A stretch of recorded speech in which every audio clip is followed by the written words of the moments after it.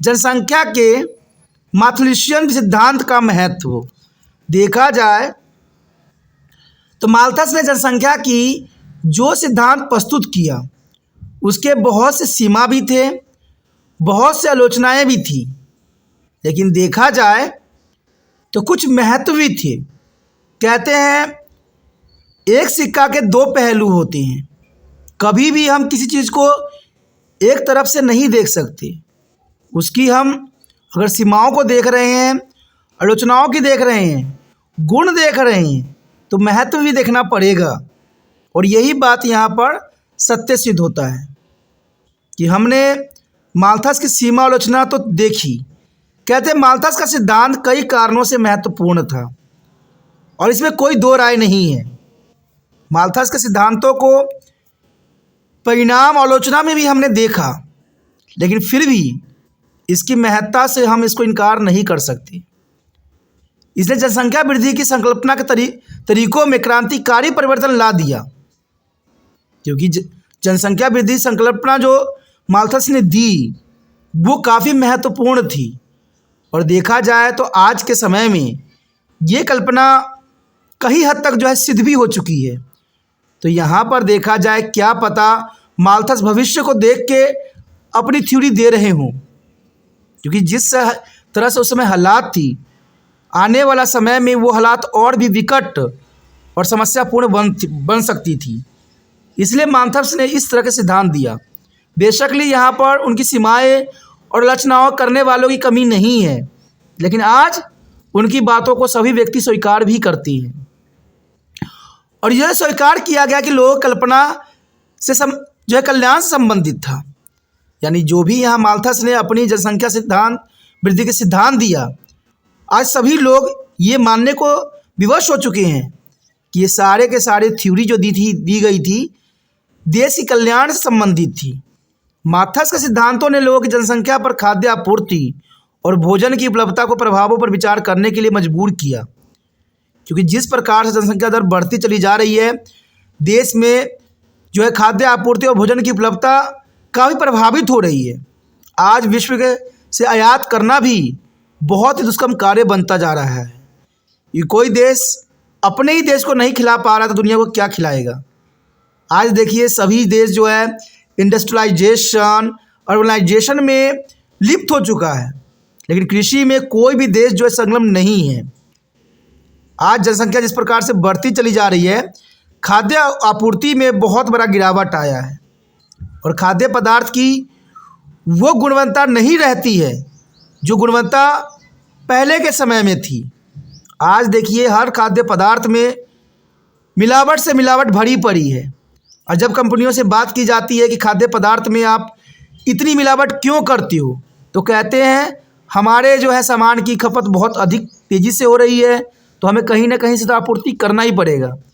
और इन्हीं कारणों से आज डुप्लीकेटो चीज़ों की जो है हमारे मार्केट में भरमार पड़ी हुई है और सरकारें जो है आंख बंद करके बैठी पड़ी है, और इससे लोग कई तरह के मानसिक बीमारियों के शिकार होते जा रहे हैं, जो हमारे समाज में आए दिन देखने को मिलता है। तो माल्थस सिद्धांत ने लोगों की जनसंख्या खाद्य आपूर्ति या भोजन की उपलब्धता के प्रभावों को विचार करने के लिए मजबूर किया, लेकिन जनसंख्या वृद्धि के अन्य सिद्धांतों के लिए मार्ग जो है प्रशस्त कर दिया। यानी आने वाला समय में जिन्होंने जनसंख्या वृद्धि दर को परिभाषित किया, उसको गणना किया, उनके लिए माल्थस का जो ये सिद्धांत थी वो एक मार्ग प्रशस्त थी, यानी मार्गदर्शन का कार्य करता था, जिसमें एथर वेसरूप भी शामिल थे। यानी एथर वेसरूप भी जो है जनसंख्या सिद्धांत के महत्वपूर्ण विचारक थे, वो भी सम्मिलित हैं, जिसे काफ़ी हद तक मैथुलिशियन विरोधी माना जाता था, क्योंकि वेसरूप जो थे मैथुलिशियन विरोधी माने जाते हैं, लेकिन उनकी बातों को समर्थन भी करते थे। अपने बड़े पैमानों पर निराशवादी दृष्टिकोण के बावजूद भी माल्थेस सिद्धांत ने लोगों को अधिक जनसंख्या के नकारात्मक प्रभाव के बारे में शिक्षित किया। देखा जाए तो जैसे हमने यहाँ पर विचारकों का विचार देखा, इससे तो यही बात समझ में आती है कि निराशवादी दृष्टिकोण जो है माल्थस ने दी। लेकिन कहते हैं कोई चीज़ निराशवादी नहीं होती है अगर हम उसके पॉजिटिव पहलू को देखें।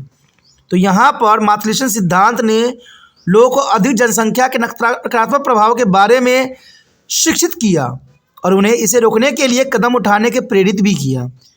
देखा जाए तो समय रहते अगर कदम न उठाया गया तो कहते हैं ये बहुत बड़ा जो है संकट का सबब बन सकता है और इस तरह इसका असर सार्वजनिक नीतियों पर पड़ा। उदाहरण के लिए भारत राज्य स्तर पर परिवार नियोजन अपनाने वाले पहले देशों में एक था। परिवार नियोजन अपनाने वाला पूरे विश्व में पहला देश भारत था और आपको पता है कि उस समय नसबंदी जो है लोगों को पकड़ पकड़ के करवाया जाती थी क्योंकि जनसंख्या जिस प्रकार से बढ़ रही थी, सरकार चिंतित हो गया और उसने जो है लोगों को पकड़ पकड़ के जो है नसबंदी करवाती थी। तो ये माल्थस का कहीं ना कहीं दृष्टिकोण ही था और उनकी बातें यहाँ पर झूठा साबित नहीं किया जा सकता। ये माल्थस ने जो जनसंख्या वृद्धि दर की जो सिद्धांत दी थी, अर्थमेटिक और ज्योमेट्री जो दी थी, वो बहुत ही काफ़ी कारगर सिद्ध हुआ और इससे भयभीत होकर भारत राज्य स्तर पर परिवार नियोजन अपनाने के कदम पे आगे बढ़ा।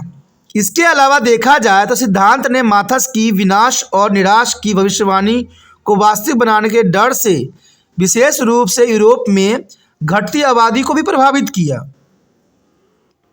क्योंकि सिद्धांत देखा जाए तो पॉजिटिव के साथ नेगेटिव पे भी इफेक्ट पड़ा कि सिद्धांत ने माल्थस के विनाश और निराश की जो भविष्यवाणी की गई थी उसके डर से यूरोप में घटती आबादी को भी प्रभावित किया और इसके अलावा यह सुझाव दिया गया कि यह माल्थस का विरासत है जिससे आज तक गर्भ निरोधक के उपयोग को प्रभावित किया है।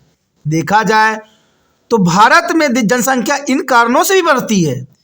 अगर मान लीजिए कोई माँ बच्चों को जन्म देना नहीं चाहती है और उनके पास ऑलरेडी 2 बच्चे हैं, अगर वो बच्चे को वो नष्ट करना चाहते हैं तो इसके लिए भी उनको जो है सर दर्द बन जाता है। इसके लिए कोई मेडिसिन में आपको दवाई उपलब्ध नहीं होगा, जहाँ भी जाइए सब कहेंगे हॉस्पिटल जाइए, जिनके कारण से वो परेशान हो जाते हैं और मजबूरन इन चीज़ कारणों से उनको अगले बच्चों को जन्म देना ही पड़ जाता है। तो कहते हैं भारत में भी 2 तरह की रवैया है। कहते हैं जिनके परिवार सुनिश्चित हो चुका है, ज़रूरत है कि वो नसबंदी ही को अपनाएं। कहते हैं और भी तो मेथड होती है, उन सबको अपनाएं।